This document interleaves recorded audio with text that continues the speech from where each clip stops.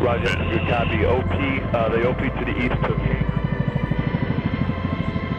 cleared on any moving targets outside of the 2.